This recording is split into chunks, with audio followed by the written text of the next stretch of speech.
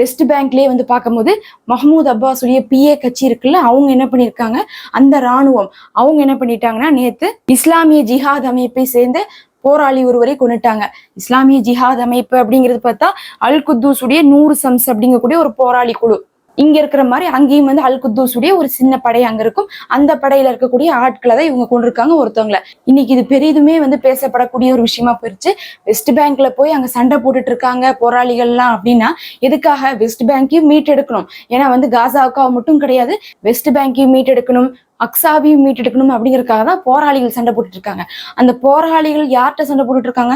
Israel ராணுவத்திட்ட சண்டை போட்டுட்டு இருக்காங்க. அங்க இஸ்ரேல் ராணுவம் குவிக்கப்பட்டிருக்கு. இதெல்லாம் இல்லாம அவங்க நேரடியா சண்டை போட்டா கூட பரவாயில்ல, அதற்கு என்ன பண்ணிடுறாங்கன்னா இந்த பிஏ கட்சியை தூண்டி விட்டுறாங்க. இந்த முட்டாள்கள் என்ன பண்றாங்கன்னு பார்க்கும்போது இப்ப இஸ்ரேலுடைய பேச்சை கேட்டுட்டு போராளி குழு மீதே தாக்குதல் செய்து அதுல ஒருத்தவங்க இறந்திருக்காங்க. இதே செய்தியை நம்ம 1 மாசத்துக்கு முன்னாடி கேட்டிருப்போம். 4 போராளிகளை கொண்டிருப்பாங்க, பதிலுக்கு அவங்களும் வந்து தாக்குதல் செஞ்சிருப்பாங்க. பார்க்க போனா இஸ்ரேல் கூட சண்டை போடுறதை விட்டுட்டு அங்க இருக்கக்கூடிய போராளி குழுக்கும் அங்க இருக்கக்கூடிய ஃபத்தா கட்சிக்குமே சண்டை வந்துகிட்டு இருக்கு. இதனால யார் லாபம் அடைறா? எதிரிதான் வந்து லாபம் அடைறாங்க. அதை கூட வந்து புரிந்து கொள்ளாம வெறும் சொற்ப லாபத்துக்காக பாலஸ்தீனத்தை சுதந்திரம் அடையவே விடுறதுல நேற்றைய தினம் கூட ஒரு செய்தி வந்துச்சு. அந்த செய்தியை சொல்றக்கே விருப்பம் இல்லாம விட்டாச்சு. ஏன்னா அந்த மாதிரி செய்திகள் பல தடவை வந்துருச்சு, வந்தும் பிரயோஜனம் இல்லை. அதே நேரத்துல இன்னைக்கு அடுத்த நாள் இப்படி வந்திருக்கிறதுனால நம்ம நேற்றே நினைத்ததுதான் இன்னைக்கு நடந்திருக்கு. அதாவது இதுக்கு முன்னாடி வந்து என்ன பண்ணாங்கன்னா கத்தார் கூப்பிட்டு பேச்சுவார்த்தை நடத்தினாங்க, ரஷ்யாவும் கூப்பிட்டு பேச்சுவார்த்தை நடத்தினாங்க. யாருன்னு பார்க்கும்போது ஃபத்தா கட்சியும் ஹமாஸையும் வந்து பேச்சுவார்த்தை நடத்தினாங்க. அந்த சமயத்துல வந்து ஃபத்தா கட்சி நாங்க ஆதரவு தரோம், நாங்க ஒன்றிணைந்து செயல்படுவோம், சுதந்திர பாலஸ்தீனத்துக்காக போராடுவோம் அப்படின்லாம் குரல் கொடுத்தாங்க. அதுக்கப்புறம் வெளியே வந்து பார்க்கும்போது என்னாச்சு, கொஞ்ச நாள்லயே வந்து இஸ்ரேலுக்கு ஆதரவாகவும் அமெரிக்காவுக்கு ஆதரவாக தான் எல்லா செயல்பாட்டிலும் ஈடுபட்டாங்க. என்னதான் வாக்கு கொடுத்துட்டு வந்தாலும் அதன்படி நடந்து கொள்ளல. அதுக்கப்புறம் இவங்க இஷ்டத்துக்கே என்ன பண்ணாங்க, ராஜினாமா பண்ணாங்க, பதவியில ஆளை அமர்த்தினாங்க, புதுசா சட்டங்களை கொண்டு வந்தாங்க. எதுலையுமே ஹமாஸை கண்டு கொள்ளவே இல்லை. ஹமாஸ் வந்து பதிலுக்கு எச்சரிக்கையெல்லாம் கொடுத்துருந்தாங்க. இப்ப இந்த நிலைமையில நேற்றைய தினம் என்ன செய்தி வந்திருக்குன்னு பார்த்தா சைனா கூப்பிட்டு பேசியிருக்காங்க. சைனா வந்து வெஸ்ட் பேங்கையும் ஹமாஸையும் ஃபத்தா கட்சியும் ஹமாஸையும் கூட்டு பேசியிருக்காங்க.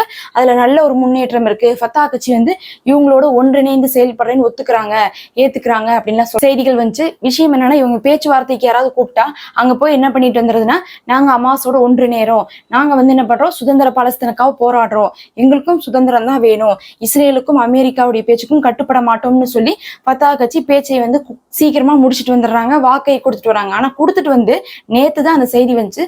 வந்து அடுத்த நாளே பாத்தீங்கன்னா இங்க என்ன இருக்குன்னா போராளிகளை கொண்டிருக்காங்க. இதேதான் இந்த போர் ஆரம்பிச்சதுல இருந்து பல தடவை வந்து ஃபத்தா கட்சியை கூப்பிட்டு பேசும்போதெல்லாம் ஒத்து போற மாதிரியே பேசுறது ஹமாஸ் கிட்ட. ஆனா வெளியே வந்து பார்த்தா ஹமாஸுக்கு எதிராகத்தான் அவங்க வந்து அங்க நடந்து கொண்டிருக்காங்க. இஸ்ரேலுக்கும் அமெரிக்காவுக்கும் கைக்கூலியாகத்தான் அவங்க செயல்பட்டு இருக்காங்க. இதனால என்ன பிரச்சனைனா, ஒருத்தவங்க போராடி கொண்டு அங்க ஆட்சியில் இருக்கவங்களே அதற்கு ஆதரவு தராம இருந்தா எப்படி சுதந்திரத்தை பெற முடியும்? பெற முடியாது. அதுதான் அங்க இருக்கக்கூடிய பெரும் பிரச்சனையா இருக்கு. இல்லாட்டினா இவங்க எல்லாம் கூப்பிட்டு எதுக்கு பேச்சுவார்த்தை நடத்த போறாங்க? வேற வழியே இல்லை. அவங்களும் வந்து கட்டுப்பட்டா மட்டும்தான் இது நடக்கும்னு ரஷ்யா எப்பயோ அறிவிச்சிட்டாங்க. அதற்காகத்தான் வந்து கத்தாரும் பல முயற்சிகள் ட்ரை பண்றாங்க. நேரில் நல்லா பேசுறாங்க, பின்னாடி இந்த மாதிரியான இழிவான காரியங்கள்ல தான் இப்போது ஈடுபட்டு கொண்டு இருக்காங்க. அடுத்து ஒரு முக்கியமான செய்தி வந்து பார்க்கும்போது ட்ரம்ப் ஒரு பேட்டி கொடுத்திருக்காரு. அதாவது வந்து ஜோ பைடன் தொடர்ந்து வந்து இஸ்ரேலுக்கு ஆதரவா இருக்கிறதோ, ஆயுதத்தை கொடுக்கறதோ, போரை வந்து தொடர்ந்து செய்யறது, ரஃபாவை அளிக்கிறதுன்னு எல்லா வேலையிலும் செஞ்சுட்டு இருந்தாரு. அதுக்கு பாலஸ்தீனத்தை தனி நாடாக நாங்க அங்கீகரிக்க மாட்டோம் அப்படிங்கக்கூடிய ஒரு கொள்கையோடவே இருந்துட்டு இருப்பாங்க. ஆனா சவுதிக்கு போவாங்க, பேசுவாங்க, பேசும்போது என்ன சொல்லுவாங்கன்னா தனி நாடு கொடுக்கறதுக்கு எங்களுக்கு விருப்பம் தான் வந்து அங்க சொல்லிட்டு வந்துருவாங்க. ஆனா வந்து பார்த்தா அந்த மாதிரி எந்த காரியமும் செய்யாம எப்படி வந்து மஹ்மூத் அப்பாஸ் வந்து பொய்யான வாக்குகளை கொடுப்பாரோ அதே மாதிரிதான் வந்து என்ன பண்ணுவாங்க, இவங்களும் பண்ணிட்டே இருப்பாங்க.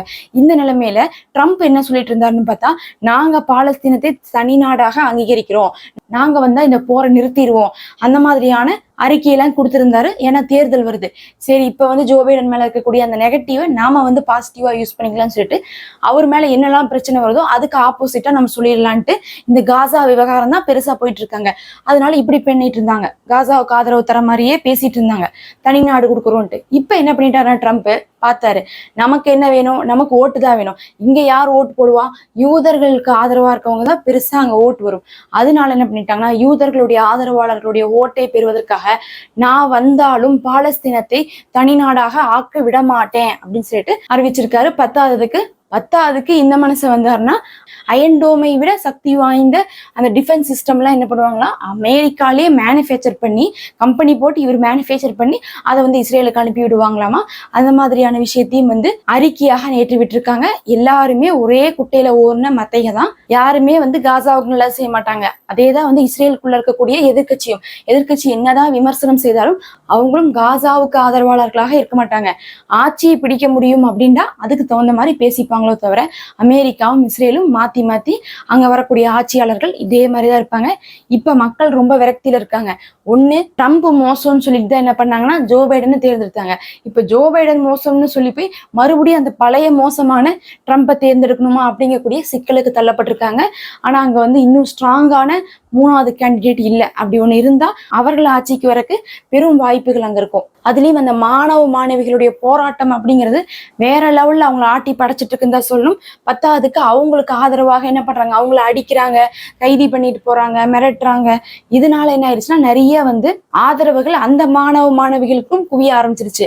கனடால இருக்கக்கூடிய பாலஸ்தீனத்தை சேர்ந்த குழந்தைகள், அங்க இருக்கக்கூடிய அகதிகள், அவங்கள என்ன பண்ண ஆரம்பிச்சிட்டாங்கன்னா அவங்க வந்து இந்த மாணவ மாணவிகளை வந்து பாதுகாக்கிறதுக்காக அவங்க போராட்டத்துல ஈடுபட ஆரம்பிச்சிட்டாங்க.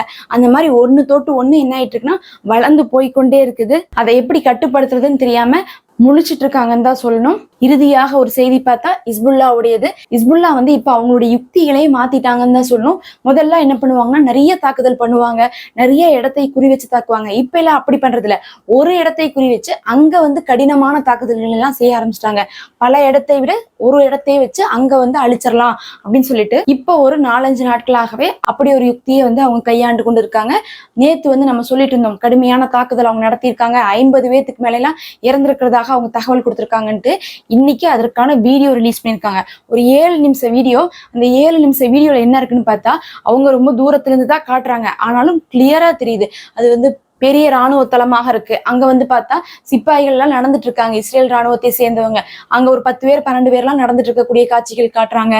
கையில வந்து அவங்க ஆயுதம் வச்சிருக்கக்கூடிய காட்சிகள் காட்டுறாங்க. அவங்கள குறி வச்சு இவங்க தாக்குறாங்க. அந்த இடத்துல கண்டிப்பா வந்து அந்த தாக்குதல் நடந்தா இறந்துருவாங்க அப்படிங்கக்கூடிய அளவுக்கான ஒரு பெரும் தாக்குதல் அங்க நடத்தப்படுது. ஆனா அதை பத்தி இஸ்ரேல் கேட்டா இஸ்ரேல் வந்து இறக்கல அப்படிங்கிறாங்க. அதுக்குதான் இவங்க வீடியோ விட்டுருக்காங்க.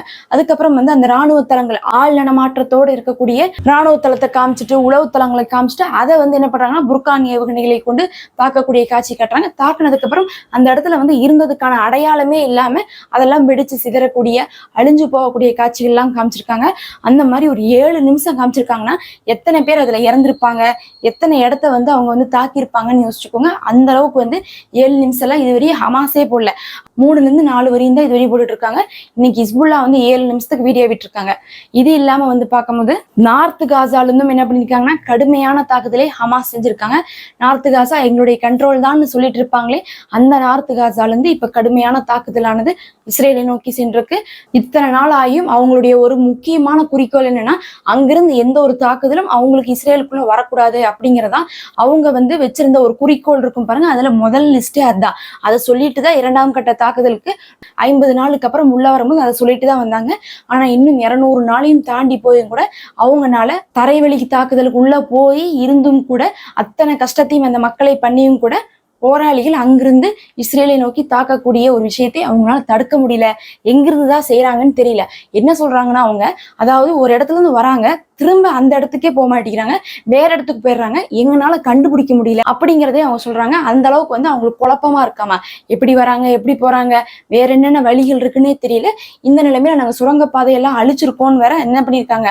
நேற்றும் வந்து ஒரு பொய்யான செய்திகளை சொல்றாங்க. சுரங்கப்பாதை இத்தனை இருக்குன்னு தெரிஞ்சாதான் நாங்க எல்லாத்தையும் அழிச்சிட்டோம்னு சொல்ல முடியும். இவங்களுக்கு எத்தனை இருக்குன்னே தெரியாது.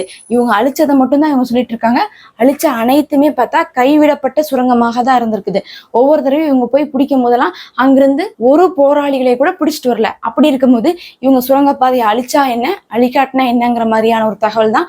சுரங்கப்பாதையை மட்டும் அங்க இல்லாட்டினா இப்ப அங்க போரே வந்து என்ன இருக்காது, முழுசா செஞ்சுட்டு இருக்க முடியாது. பெரும் சிக்கல் ஏற்பட்டிருக்கும். அப்படி இருக்கும்போது போரை தொடர்ந்து செஞ்சுட்டு இருக்காங்க, தாக்குதல் நடத்திட்டு இருக்காங்கன்னா இவங்க வந்து சுரங்கத்தை அழிச்சிட்டேன்னு சொல்றாங்க. அதே சுரங்கத்துல இருந்து நேத்து கடுமையான தாக்குதலை செஞ்சு அந்த வீடியோவும் வெளியிட்டு போராளி குழு காமிச்சிருக்காங்க. நீங்க எங்களுடைய இடத்த பிடிக்கவும் இல்லை, அழிக்கவும் இல்லை, தாக்குதலை வாங்கிக்கோங்கன்னு சொல்லிட்டு தாறுமாறா நேற்று தாக்குதலும் நடந்திருக்கு. இறுதியாக ஒரே ஒரு விஷயத்தை மட்டும் கிளியர் பண்ணிக்கணும்னு நினைக்கிறோம். முந்தா நேற்று இரவு பார்த்தீங்கன்னா ஒரு 2 தமிழ் ஊடகத்துல, முக்கியமா சன் நியூஸ்லயும் இன்னொரு ஊடகத்திலையும் என்ன பண்ணியிருந்தாங்கன்னா, இஸ்ரேலுடைய பிரதமர் நெத்தனியாக வந்து ராஜினாமா செய்துட்டாரு, அங்கே அவசர நிலை பிரகடனம் கொண்டு வந்திருக்காங்கன்னு சொல்லிட்டு ஒரு செய்தியை வந்து அவங்க பரப்புனாங்க. சாயங்காலத்துக்கு மேலே அப்படி ஒரு நியூஸ் வந்து வைரலாக ஸ்ப்ரெட் ஆகிட்டு இருந்துச்சு. அதை தொடர்ந்து நம்மள்ட்டையும் வந்து நிறைய பேர் கேட்டிருந்தாங்க கமெண்ட்டில். அவங்க கேட்டதுக்கப்புறம் தான் இப்படி ஒரு விஷயம் போயிட்டுருக்கேன்னு நமக்கே தெரிஞ்சு அதை பற்றி நம்ம இரவே வீடியோ போட்டிருந்தோம். நாம் வீடியோ போடும்போது என்ன சொல்லியிருந்தோம்னா, அந்த வீடியோவில் இப்படி வந்து ஒரு நியூஸ் வந்து ஸ்ப்ரெட் ஆகிட்டு இருக்கு, அந்த நியூஸ் வந்து ஃபேக்கான நியூஸ் தான், அப்படி எந்த ஒரு அறிவிப்பையும் நம்ம ஜெருசலம் போஸ்ட்லேயோ இல்லை வந்து அல் ஜசீராலேயோ எந்த ஒரு ஊடகங்கள்லையுமே நம்ம பார்க்க முடியாது அப்படிங்கிறதை அந்த வீடியோவில் தெளிவாக சொல்லியிருப்போம். எந்த இடத்துலையுமே அந்த வீடியோவில் நம்ம வந்து நெத்தனியாகு ராஜினாமா செய்யப்பட்டுட்டாரு அப்படிங்கிறதை நம்ம சொல்லவே இல்லை. ஃபுல் வீடியோ ஆரம்பிக்கும் போதே நம்ம சொல்லியிருப்போம், இன்னைக்கு இப்படி ஒரு நியூஸ் வந்துட்டு இருக்கு, அந்த ஒரு நியூஸ் பார்த்தீங்கன்னா உண்மை கிடையாதுன்னு சொல்லி தான் அந்த வீடியோவே ஆரம்பிப்போம். ஆனால் ஒரு சில சகோதர சகோதரிகள் என்ன பண்ணுறாங்கன்னா, கவனிக்காமல் என்ன பண்ணிடுறாங்க, வீடியோக்குள்ள வந்து இது ஃபேக் நியூஸ்ன்னு சொல்லிட்டு இந்த நேற்று நைட் நான் போட்டிருந்த வீடியோ நேற்று நிறைய பேர் என்ன பண்ணியிருந்தாங்கன்னா அதில் கமெண்ட் பண்ணியிருந்தாங்க, இது வந்து ஃபேக் நியூஸ் சிஸ்டர், நீங்கள் ராங்கா போட்டிங்கன்ட்டு. நான் வீடியோக்குள்ளே எங்கேயுமே வந்து அவங்க ராஜினாமா செஞ்சாங்கன்னு சொல்லவே இல்லை.